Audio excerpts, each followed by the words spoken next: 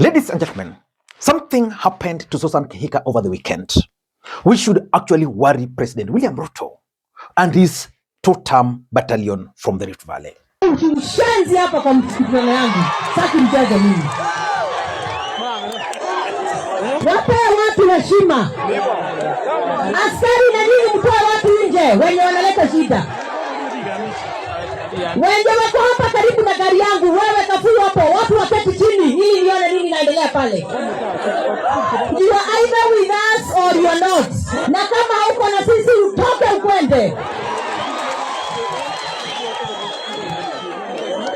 Msitutezee jamani. Kwani hao ndio wanaume kumuliko? Wakwende huko. Haya, ketini chini tafadhali. Just sit so I can see. Susan Kihika was humiliated, was embarrassed, was booed, and was heckled in an event she personally organized. The people who attended this event were invited by Susan Kihika. She had organized an economic empowerment activity in Kerusoi constituency of Nakuru County. Na poleni nilikasirika kidogo kwa sababu sometimes tunashindwa. Kuna watu wanabeba mtu mjinga hivi. Lakini hakuna shida, tukilisema washindwe. Na tukasema mtu akijaribu hiyo atatembea akikimbia. Atakimbia akitembea. Akielekea kwenye ametoka. Ndio. Nikafikia mpaka wengine wamevalishwa hapa reflectors za yule mwizi wa NHIF. Mtu ajaribu mwende mtengeneze mkutano wenu. Ndio hiyo. Waambie mama haogopi. Anaogopa Mungu tu. Mungu tu. Hata hiyo uji moto naona naweza pelekana nayo kidogo. Sasa na nyinyi nawapenda sana kwa sababu by nature nyinyi ni watu wazuri sana. In this video, I want to explain to you guys why what happened to Susan Kihika should actually worry President William Ruto and his allies. Because Susan Kihika had to be evacuated by a chopper after the crowd started chanting "WANTAM, WANTAM, WANTAM."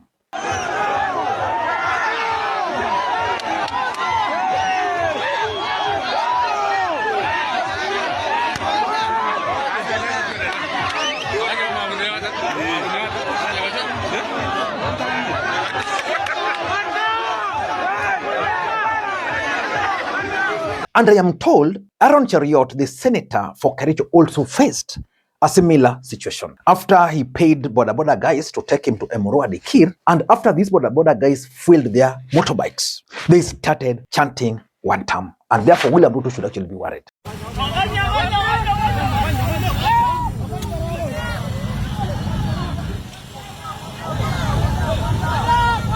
In this video, I want to explain why William Ruto should be worried.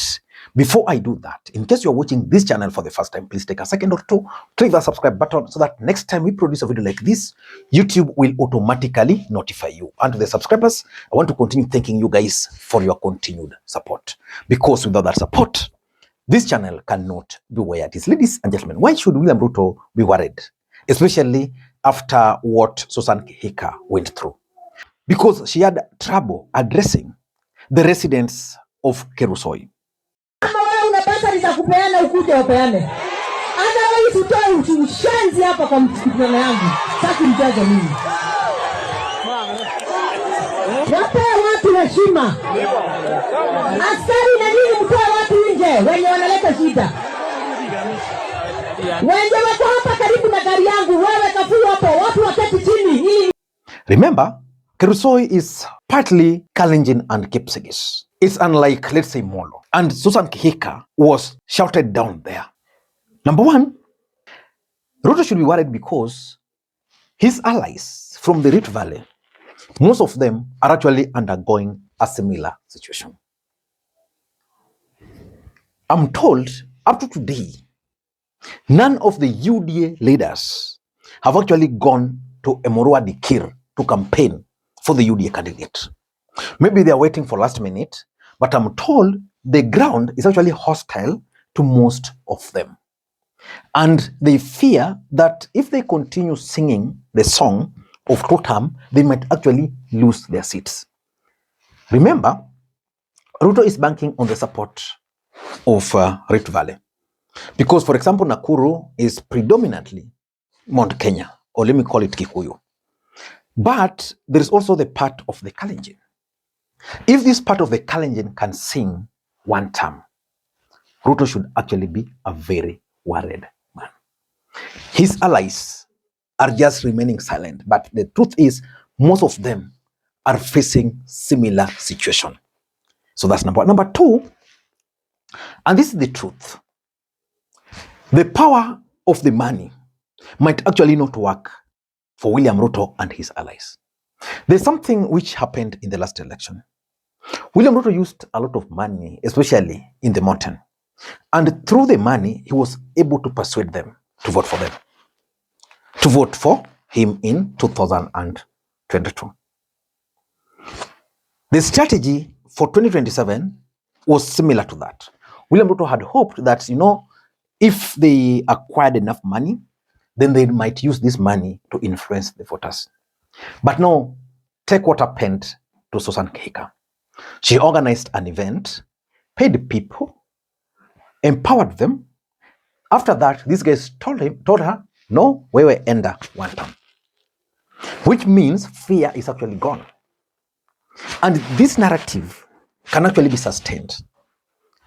If it's true, it also happened to Aaron Cheriot. He paid border guys, they fueled. So instead of going with him, they started seeking WANTAM.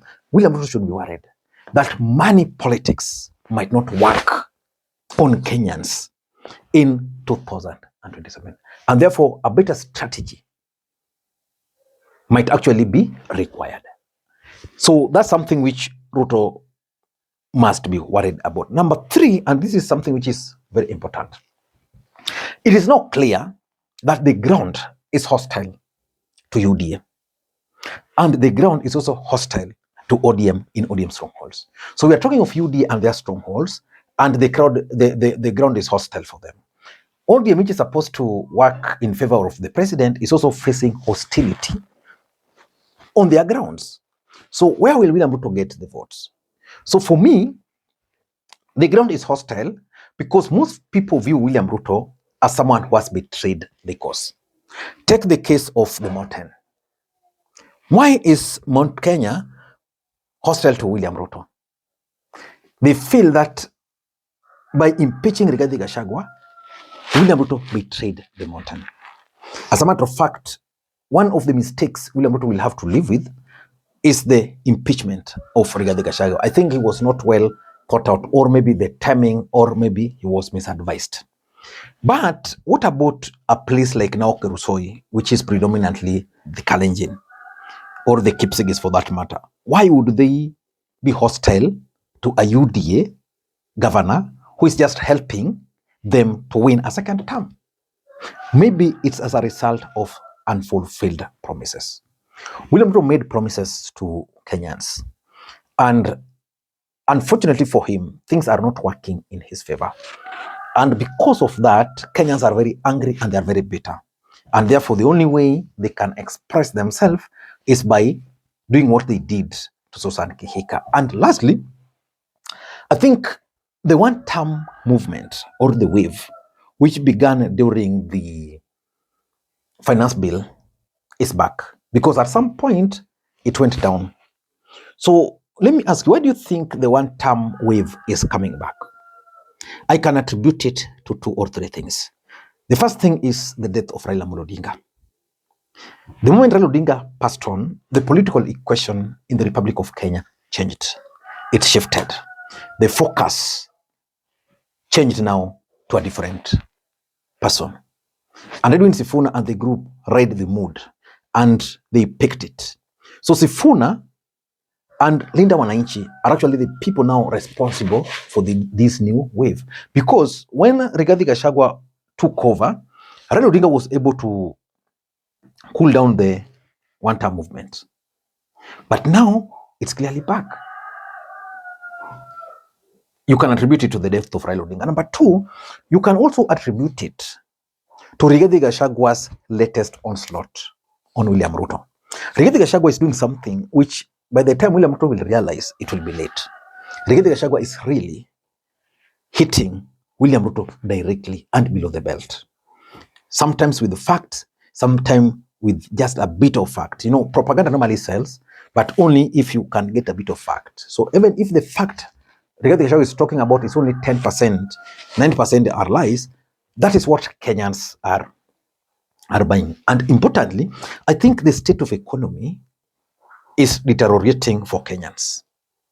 And because of that, William Ruto has not been able really to explain. For example, the latest increase in fuel prices. It's a global issue. But have they been able to explain, to justify, to explain to Kenyans, even give the justification for the same? They've not been able to do that. And because of that, majority of Kenyans are really suffering. If you know anybody who is doing business, small-scale businessmen or women, and they are doing well currently, tell me, because most people are really feeling the heat and they are blaming it directly on William Ruto. And while that's happening, they see William Ruto's allies flowing in money. That's the problem. So ladies and gentlemen, William Ruto must be very careful, because if you want, even Rift Valley will not be safe for him. Until next time, this is Makwiny. Bye-bye.